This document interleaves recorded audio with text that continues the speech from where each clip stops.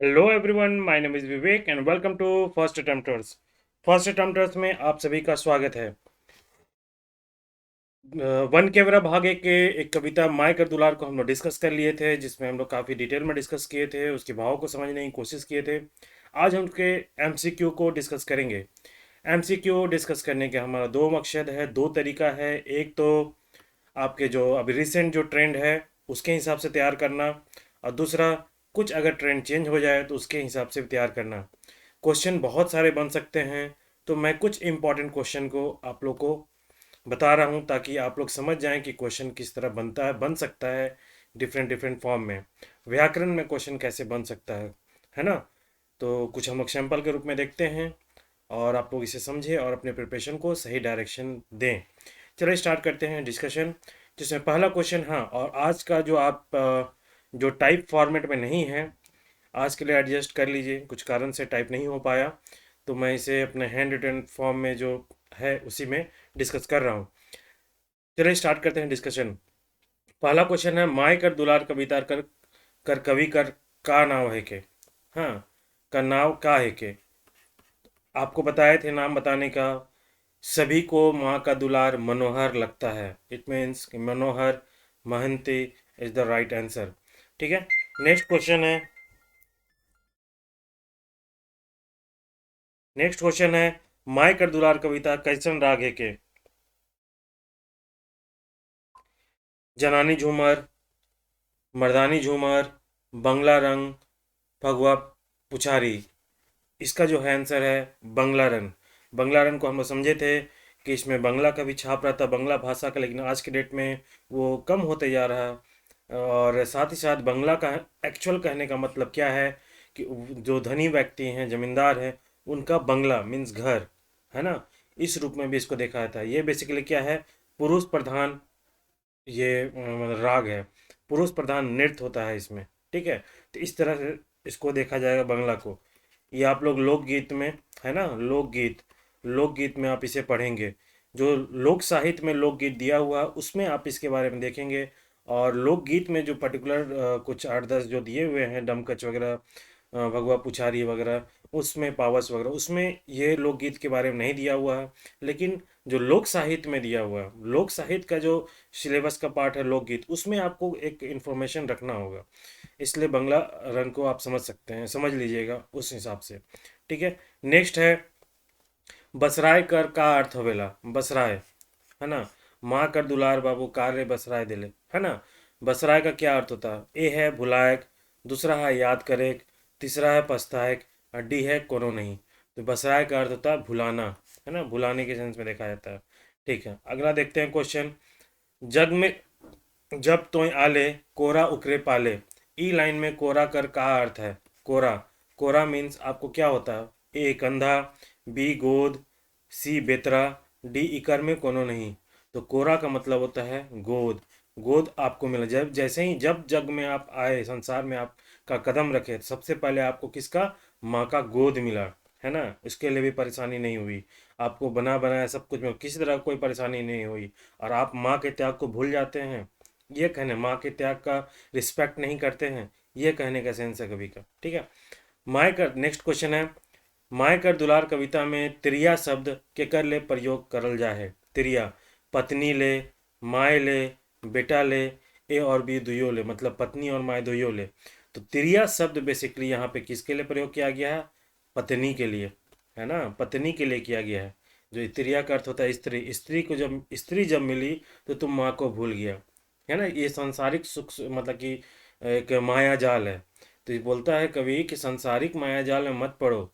सांसारिक माया जाल में पढ़कर माँ का जो त्याग है, माँ का जो दुलार है, माँ का जो प्यार रहा, माँ तुम्हारे लिए जो कष्ट उठाई है, उस कष्ट को मत भूलो। इस भौतिक दुनिया को प्राप्त करने के लिए माँ के कष्ट को मत भूलो, ऐसा कवि का संदेश है।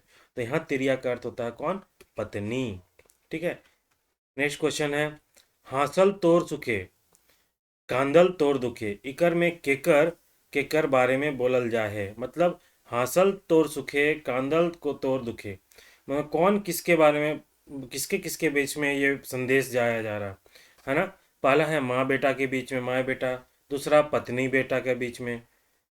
छठा है माँ और पत्नी के बीच में। और डी कौन सा है, इकर में कोनो नहीं। आपको पता होगा, हांसल तोड़ सुखे कांदल तोड़ दुखे। माँ बेटा के लिए हो रहा, माँ बेटा की हंसी में ही हंसती है, बेटा के दुख में ही वो रोती है। तो इस तरह संदेश किसके लिए है, ए माँ और बेटा के बीच में ये है। नेक्स्ट क्वेश्चन है, केकर गोर तरे तीरथ होवेला। ऑब्वियस सी बात है, बाप के तरह कि माँ के तरह कि पत्नी के तरह कि कर में कोनो नहीं। शादी होने के बाद पत्नी लोग पत्नी की दुनिया में खो जाते हैं, है ना। तो वही सब वही यहाँ कवि बताते हैं कि ये सांसारिक दुनिया के मोह माया मत पड़िए। इसलिए बोला कि तिरिया के जब पाले तो माए के दुलार के भूल गेले बिसराई गेले।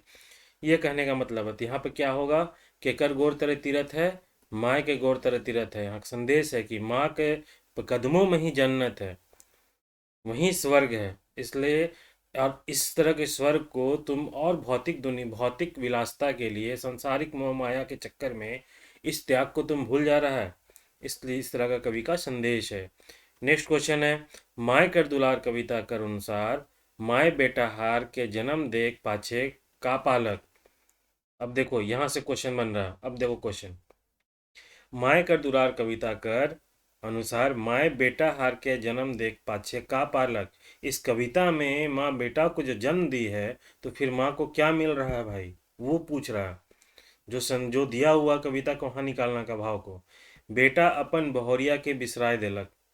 मतलब माँ बेटा को जो जन्म दी, तो उससे माँ को क्या मिल रहा है, क्या बेटा अपनी बहोरिया, बहोरिया मीन्स बीवी, जो कौन, तिरिया के बारे में जो बात हुआ है, तिरिया के बारे में, पत्नी के बारे में, क्या वो अपनी पत्नी से बिसराय दिलक, मतलब भूल गया अपने पत्नी को, ऐसा है? ऐसा तो नहीं है भाई, तो ये गलत हो जाएगा, है ना। अब दूसरा क्या है, बेटा हर कर सुखे हंसत रहे और दुखे कांदत रहे। और वैसी बात है, ये स्टेटमेंट सही है। तीसरा, बेटा अपन माय कर कष्ट के दई के पछतात रहे। क्या बेटा अपनी माँ का जो कष्ट को देख के पछता रहा था, ऐसा कविता में दिया हुआ है? नहीं दिया हुआ, तो ये हो गया गलत। इसका मतलब ओनली टू सही होगा। तो ऑप्शन हम लोग देखते हैं इसका, केवल वन, केवल टू, सौवे सही, ए और तीन सही। ए और दो, यहाँ सॉरी ए और दो हो गए, यहाँ पर ये ऑप्शन गलत हो रहा है, ए और दो। तो क्या होगा इसका आंसर, ओनली बी। ठीक है, इस तरह भी क्वेश्चन बन सकता है। माय कर दुलार बाबू देले बिसराय रे, बाबू माय के का लेखे बिसराय दे है। अब यहाँ क्वेश्चन पूछ रहा है कि बाबू माँ को किस तरह भूल गया है। 9 मास कर कष्ट के नी याद करेला। क्या जो भुलाने का जो है, किस रूप में भुलाया है बेटा माँ के कष्ट को, है ना, माँ के प्यार को किस रूप में भुलाया है, वो देखते हैं। 9 मास कर कष्ट के नी याद करेला। क्या बेटा माँ का जो 9 मंथ का जो कष्ट है उसको याद करता था, यहाँ तो भूल गया था। तो यह ऑब्वियस सी बात, क्या नी याद करेला, तो मतलब ये स्टेटमेंट सही है। अपन बहोरिया के नी लाइन के, मतलब अपना बहोरिया को नहीं लाया, मतलब माँ को सर्वोपरि रखा। देखिए स्टेटमेंट, इसको स्टेटमेंट को ध्यान से पढ़िए। अपन बहोरिया के नी लाइन के, मतलब अपनी अपनी जो पत्नी है उसको नहीं लाया, उसको तजुर्बा नहीं दिया, शादी नहीं किया अपनी माँ के प्यार के लिए, अपने माँ के कष्ट को मतलब कि निभाने के लिए, है ना। तो इसका मतलब ये क्या होगा, स्टेटमेंट गलत होगा। तो इसका ऑप्शन होगा कौन, सही कोड ओनली ए। तो इस तरह क्वेश्चन फंसाया जा सकता है, इतना इजी मत समझिएगा। वन लाइनर, वन लेवल का एग्जाम है, इसलिए अपनी लेवल को बढ़ा दीजिए, बढ़ाइएगा तो आपका अंडरस्टैंडिंग अच्छा होगा टॉपिक का, है ना। फिर क्वेश्चन कैसे भी पूछेगा आप तैयार हो जाओगे। ठीक है, नेक्स्ट क्वेश्चन है, माय कर बाबू कर प्रति दुलार के कविता में कवि कौन कौन बात के बता है। जो माँ का बच्चा के प्रति जो दुलार है, प्यार है, त्याग है ना, उसको किस किस रूप में कवि बताए हैं। कौन हमारे मनोहर मनोहर महंती साहब। महंती साहब किस किस रूप में बताए हैं, बाबू के हंसवाए के लिए अपने कांदत रहे। क्या ये बताए हैं, बाबू के हंसवाए के लिए अपने कांदत रहे। 9 मास के कष्ट के सुखे सुखे सहलक। ठीक है, अपने नी खाए के बाबू के खियालक। हाँ, अब देखो, अपने नी खा के बाबू के खियालक, 9 मास के कष्ट के सुखे सुखे सहलक, ये भी है। बाबू के हंसवाए के लिए अपने कांदत रहे। क्या ये दिया हुआ, वहां दिया हुआ था, उसके सुख में हंसती थी, उसके दुख में वो रोती थी। हंसाने के लिए कभी वो खुद रोती नहीं थी। ठीक है, ऐसा नहीं है। इसका अलग सेंस में आप देख सकते हैं, बहुत इनडायरेक्ट वे में, तो लगेगा इसका भाव ऐसे निकल के आ रहा है, बट ऐसा नहीं है, उतना भी डीप हम लोग को नहीं जाना है। ठीक है, बस आप सेंस को समझिए। तो इसका आंसर होगा 2 और 3। नेक्स्ट क्वेश्चन है, माय कर दुलार कविता कर राग बंगला रंग है, इकर में बंगला कर बारे में सही कथन कौन है के। अब देखो, हम लोकगीत से बना दिए क्वेश्चन, है ना, लोकगीत से क्वेश्चन बना दिए हैं। ठीक है, जब आ रहा है टॉपिक में है तो उसको, है ना, कंप्रिहेंसिव वे में तैयार करो। ऐसा नहीं है कि लोकगीत हो रहा है या फिर कविता है तो बस इसी एंगल में तैयार करेंगे। उसमें जितने सारे पार्ट हैं, जितने सारे चीज़ दिए हुए, व्याकरण दिए हुए हैं, व्याकरण को देखो, साहित्य का कुछ पार्ट है, साहित्य को देखो, क्वेश्चन हर रूप में बनाओ, हर रूप से, हर एंगल से देखो, तो आपका प्रिपरेशन क्या होगा ना, एक अच्छा से होगा। मतलब उस वक्त में आप पढ़ोगे, मान लो बंगला के बारे में आपको नहीं है, बंगला राग के बारे में नहीं पता है, तो आप तुरंत उसको पीछे पलटो, लोक साहित्य के बुक उठाओ, देखो बंगला साहित्य में बंगला के बारे में, बंगला राग के बारे में क्या दिया हुआ है ना। तो उससे क्या होगा, बार बार रिवीजन भी होगा। तो देखिए इसमें क्या है, बंगला रंग कविता में सौभे शब्द बंगला भाषा में लिखल जाएगा, ए। ठीक है, दूसरा, बंगला कर अर्थ धनी आदमी और जमींदार कर घर से भी है। ठीक है, बी, बंगला रंग का राग जनानी प्रधान है।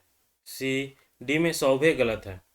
तो सौभे गलत है, बंगला रंग का राग में जनानी प्रधान है, ये तो गलत है, पुरुष प्रधान होता है, तो ये गलत हो गया।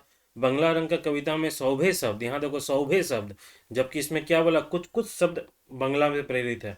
अगर बंगला के साहित्य में देखा जाएगा, देखिए यहाँ पे एक चीज़ है, बंगला साहित्य में इस राग का बहुत ज़्यादा बोलबाला नहीं है, जो जिस सदानी नागपुर या लोक साहित्य में, जो झारखंड के लोक साहित्य में इसका प्रयोग किया गया है। आज के डेट में क्या हो रहा है, पंच परगनिया हो सब तरफ ये चला जा रहा है, लेकिन आधुनिक युग में इसका भी अब धीरे धीरे इसका भी धीरे धीरे प्रयोग अब कम होता जा रहा है ना। बेसिकली देखा जाए कि बंगाल के रीजन में इसका बहुत ज़्यादा महत्व नहीं है, जो जिस राग की बात की जा रही है यहाँ पर, है ना। ये भी देखिए, जब लोक साहित्य बताऊंगा तो इसका डिटेल बताऊंगा। तो सौभे शब्द नहीं है, कुछ कुछ छिटपुट छिटपुट बंगला का वर्ड यूज किया जाता है, तो यहाँ क्या होगा, बंगला भाषा का सौभे शब्द नहीं है, इसका मतलब ये भी गलत है। इसका आंसर होगा बी। नेक्स्ट क्वेश्चन हम लोग देखते हैं, जग में जब तोय आले में तोय कैसन सर्वनाम है के। अब देखिए, जग में जब तोय आले में तोय कैसन सर्वनाम है के, ये तो आप लोग बता सकते हैं। इसका आंसर आप लोग कमेंट बॉक्स में बताइए, क्या है कि आप लोग सर्वनाम तो आप लोग एटलीस्ट बता सकते हैं, इसका आंसर क्या होगा, इसका कमेंट बॉक्स में ज़रूर बताएं। कमेंट में कोई बताते नहीं है, बताइए कम से कम, है ना, तब तो पता चलेगा कि कैसा है। तो इसको देख लेते हैं कौन कौन सा है भाई। उत्तम पुरुषवाचक सर्वनाम, मध्यम पुरुषवाचक सर्वनाम, अन्य पुरुषवाचक सर्वनाम, अन्य कोनो नहीं। इसका बताइए कौन सा होगा, कौन सा कैसन तोय कैसन सर्वनाम है ना। नेक्स्ट क्वेश्चन देखते हैं हम लोग, माय कर लिंग बदले पाछे का होवेला। माँ का, माँ जो जिस लिंग में है उस लिंग को बदलते हैं, पूर्व स्त्रीलिंग पुल्लिंग, हम लोग क्वेश्चन में है, उसके पीछे क्या, उसके बाद क्या होता है भाई, अगर चेंज किया जाए, बाप माँ आयो कोनो नहीं। तो माँ का ही ये सब क्या समानार्थी शब्द है, माँ का ही ये दोनों, तो ये दोनों तो होगा नहीं, है ना। बाप, माँ का क्या अर्थ होता है, बाप, अपोजिट, है ना। तो इसका आंसर होगा क्या, ये इजी था। पियालक दूध आपन नेह लपटाए रे में द्रव्यवाचक संज्ञा कौन सा है, कौन है के। द्रव्यवाचक संज्ञा कौन हो गया, पिलायक है, आपन है, दूध है। देवल माई में एको संज्ञा नखे, मतलब द्रव संज्ञा नखे, इसमें कह रहा है, इसमें क्या हो, द्रव्यवाचक संज्ञा दूध है, दूध होता है क्या, द्रव्यवाचक संज्ञा।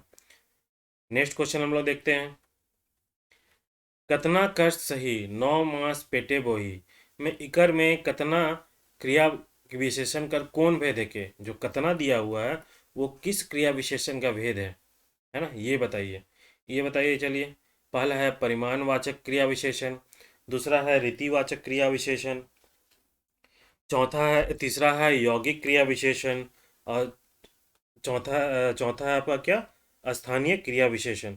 तो कौन सा क्रिया विशेषण है, इसका बताइए कौन सा हो सकता है, कमेंट बॉक्स में फटाफट बताइएगा। इसमें बेसिकली इसका जो होता है ये है आपका परिमाणवाचक क्रिया विशेषण, जो अर्थ के मुताबिक से, इसमें क्या होता है ना, जब अर्थ के मुताबिक से क्रिया विशेषण में, अर्थ के मुताबिक क्वेश्चन भी आता है कि अर्थ के मुताबिक क्रिया विशेषण का कितना भेद होता है। तो अर्थ के मुताबिक क्रिया विशेषण का दो भेद होता है। एक कौन होता है? एक परिमाणवाचक और दूसरा है रीतिवाचक। और रीतिवाचक वो क्रिया विशेषण का भी कितना भेद होता है? 5 उपभेद होता है। 5 उपभेद कौन कौन सा होता है बताते हैं आपको, है ना। कौन कौन सा होगा? पहला होगा आपका, पहला होगा अधिकता, अधिकता बोधक, है ना। इसमें कौन कौन सा आएगा? इसमें आएगा बगरा, है ना, बहुत ज़्यादा जो बोलते हैं बगरा, सौभे नहीं बोलते हैं, सौभ, पूरे, ये सब कौन सा है? अधिकता बोधक परिमाणवाचक क्रिया विशेषण। सेकंड कौन होता है इसका? जो 5वें परिमाण का सेकंड कौन होता है? सेकंड होता है न्यूनता, न्यूनता बोधक, है ना। ये सब ग्रामर में आप पढ़ेंगे। न्यूनता बोधक इसमें क्या होता है? थोड़े, तनिक, तनी, कठिन सा, कटिक सा, ये कहते हैं। ये सब जो होता है ये आपका है न्यूनता बोधक। तीसरा कौन सा होता है? पर्याप्ति, पर्याप्तिवाचक परिमाणवाचक क्रिया विशेषण कौन सा होता है? पर्याप्त मतलब बस, बस करो भाई, ठीक है ना। ये सब जो होता है पर्याप्तिवाचक क्रिया विशेषण है। नेक्स्ट देखते हैं हम लोग। चौथा कौन सा होता है भाई? होता है तुलना, तुलनावाचक, है ना। इसी में आता है जितना इतना, कतना, है ना, जतना, ये सब जितना है ना ये तुलनावाचक है। तो यहाँ पे क्या हो गया आंसर? कितना कष्ट सही, 9 मास पेटे वही, कितना कष्ट सही, तुलना कर रही है कितना कष्ट सही। तो कितना क्रिया विशेषण कौन सा होगा? परिमाणवाचक क्रिया विशेषण, याद रखिएगा, ठीक है। तो परिमाणवाचक का पांचवा कौन सा था भाई? पांचवा भेद कौन सा है? श्रेणीवाचक, श्रेणीवाचक, ठीक है। ये होता है कौन सा? पारा पारी, पारा पारी, है ना। थोड़े थोड़े देवा, थोड़े थोड़े, कटिक कटिक जो होता है श्रेणी, थोड़े थोड़े, है ना। इस तरह का ये परिमाणवाचक का पांचवा भेद है। तो इस तरह आप लोग व्याकरण देखिए, है ना। नेक्स्ट क्वेश्चन हम लोग देखते हैं। हमारा लास्ट क्वेश्चन आज के लिए है। क्वेश्चन बहुत बन सकता है, ऐसा नहीं है कि क्वेश्चन नहीं, मैं तो बहुत बहुत बहुत तरह का बना सकता हूँ। देखिए मैं, मेरा काम है बस एक तरह से आपको मतलब कि ये गाइड करना कि हाँ क्वेश्चन कैसे फ्रेम हो सकता है। नेक्स्ट क्वेश्चन है, माय कर दुलार कविता में कवि कर का संदेश है। पहला संदेश क्या है कि भाई अपन जीवन में प्रत्येक आदमी ले माय कर दुलार, प्यार, आशीर्वाद हर भौतिक सुख से बढ़ होवेला। संदेश यही है कि माँ का जो प्यार दुलार है, प्यार है, आशीर्वाद है, वो सारे भौतिक सुख से वो बढ़कर होता है। ऑब्वियस सी बात, सही है कथन ये, ठीक है। संसारिक मोह माया जाल में 22 के आपन माय कर कष्ट दुलार के नी भुलाए चाहिए। मतलब उसके कष्ट प्यार को नहीं भुलाना चाहिए। तो यहाँ पे क्या होगा? बी। इसको, तो इसका आंसर क्या होगा? इसका आंसर होगा आपका दुइयो सही। तो इसका मतलब हो गया यहाँ क्या है माँ के दुलार में? माँ की महत्ता को बता रहा, माँ की महत्ता को बताया गया है, ठीक है।